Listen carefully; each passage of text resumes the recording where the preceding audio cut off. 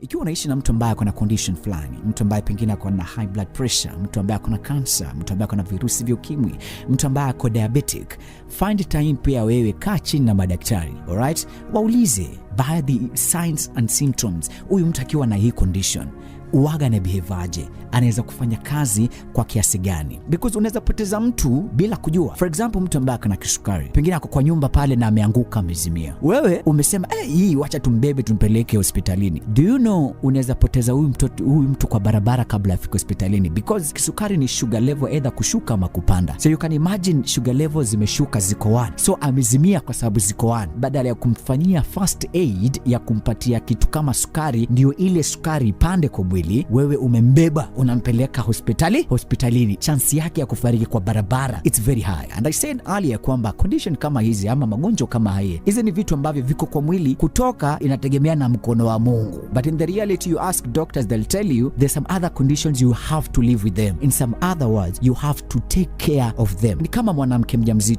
mjamzito akipata ball, not every time tumbo ikiuma amekimbia hospitali, pengine ni mtoto amegeuka ama amerusha mkono. Watu wako na condition kama hizi, anaweza mka asubuhi ako fresh tu fiti kabisa, anaruka anacheza, lakini saa 8 sana, yani hata nyinyi mnaweza shanga, anaweza change over sudden.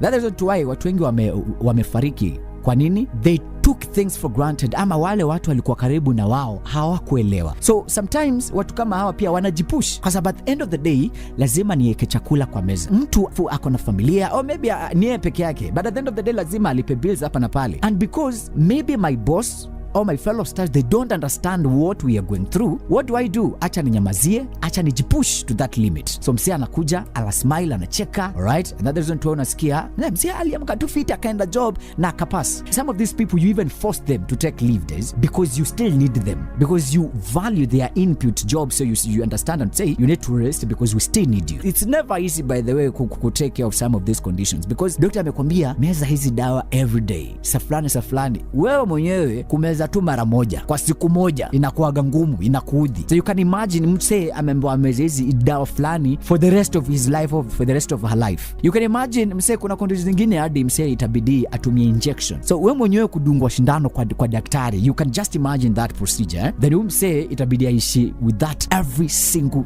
day, because amekuja amecheka, unachukulia mse ako sawa, ako fiti mse